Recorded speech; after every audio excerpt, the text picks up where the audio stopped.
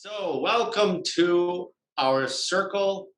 We are here to talk about ayahuasca specifically, but I first want to talk about what draws me personally to lead this little group and this dialogue with my friend Cissy.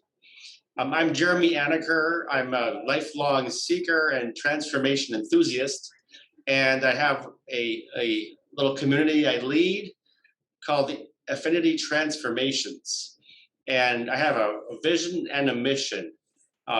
Today, I want to talk about kind of my vision for transformation, and we'll talk about how ayahuasca fits into that for the next hour.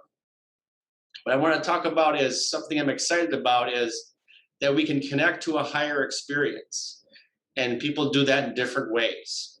And I offer ways to do that in this community. I personally am not an ayahuasca person.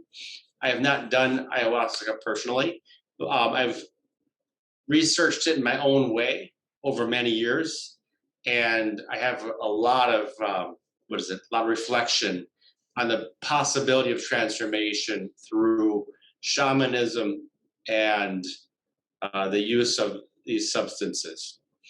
So that there's the potential to have a higher experience, which can bring insight, and then a full transformation begins to happen when it's integrated, when in time we kind of get a sense of where it's taken us, and we find a way to incorporate that into our lives, or it shifts our bottom line of our own beliefs and who we think we are. The full transformation to me happens when we live life more consciously, and we have like a deliberate new ways of thinking and being and acting. We've become better people. So I always measure up what people are doing to what's real, so we can have really fantastical experiences without becoming a better person. And I want to hold up into the light that we can have a full transformation. And people do different things before they're ready for the full transformation picture. But I do a lot of work to support people in the full expression of transformation. And if you're a person that happens to go to the path of ayahuasca, integrating and finding ways to live in life in new ways, you may use our community to help you with that. I have a unique approach to looking at how to be in daily life from a free consciousness.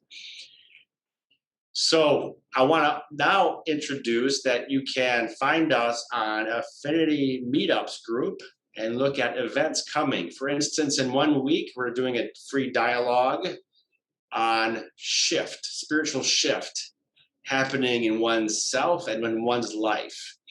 And if you look at Affinity Meetups group down the road, you'll see all kinds of good things in the works to help higher experience, insight, integration, conscious living, and new ways of being to emerge for you.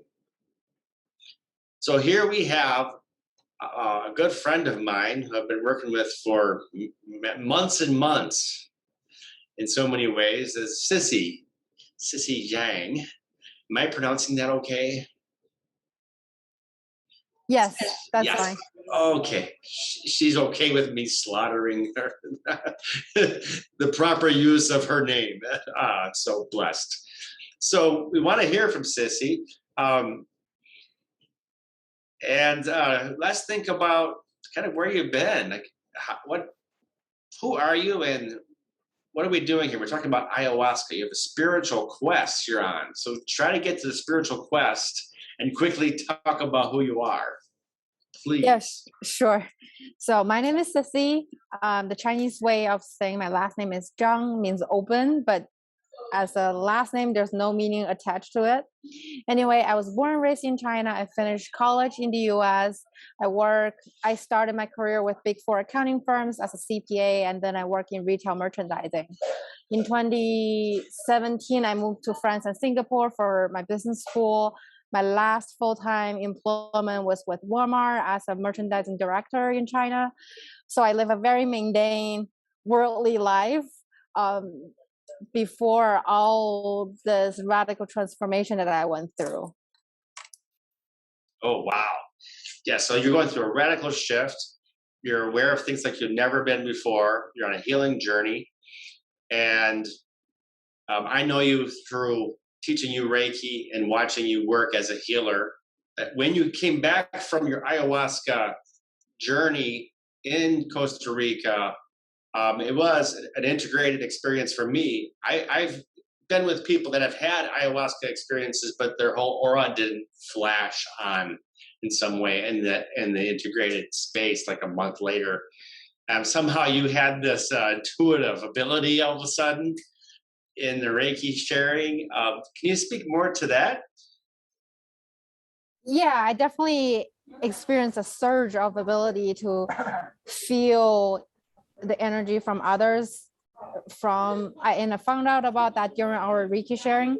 So what happened, what led me to this route was starting from early 2020 when COVID broke out. I was in China, and when the government of China ordered a countrywide shutdown, I realized how serious the problem was. I decided to bring my son back to the US. Ultimately, I had to quit my job to stay here with him. And then a month later, I found out that my now ex-husband was having an affair and all that. I was furious. I knew I had to heal. So immediately I was looking for help from coaches and therapists. And then over and over again, I noticed that these coaches always stress how important spirituality had been. But knowing that I grew up in China, it was a new concept for me. So I started reading this book that you and I share interest in, which is called Conversation with God.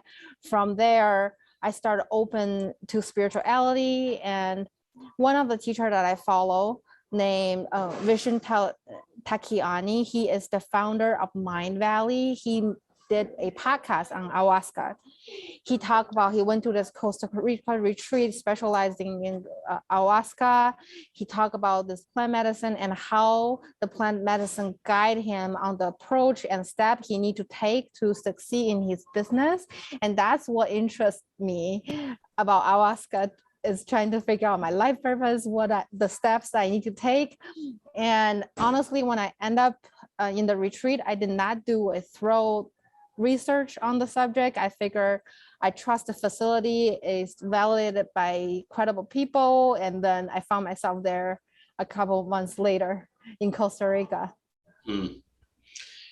So what you told me was that it was a full system of things. Like you did yogas, you did groups, you dialogued a lot on the process. So it was a very deep study. Yeah. So yes, so this facility that I went to is a licensed medical healing center, and ayahuasca is legal in Costa Rica. And not only they offer the ceremony, they have breath work, they have yoga every day. They teach a course designed by Michael Beckwith. He's a spiritual teacher that was featured in the movie The Secret. What else? They have spa, they have massage, they do cleansing work on the retreat. They even have a doctor and psychiatrist that people need to talk to. They're very approachable. So for ayahuasca, it's not only it was helpful for me because to deal with my circumstance in life, but a lot of people go there for PTSD, to heal depression, anxiety. It's very effective. Some people say that a week with ayahuasca is equivalent to 20 years of therapy work. That's just something that people say. Yes.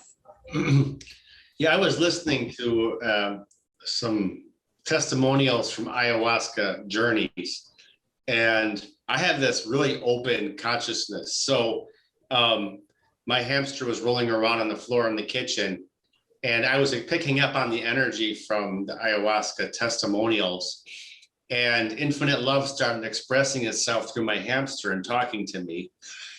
And I didn't take a plant. I had this intuitive impression. I just sort of picked up on their energy, and I was having insights into myself while getting ready for work in the kitchen. So what I want to share is that it has a profound effect and breaks down the barriers to insights into the truth, to the reality that's here. Because infinite love is animating everything. Infinite love is everywhere. It is expressing itself as a hamster. That's already true. So it opens us up to the truth.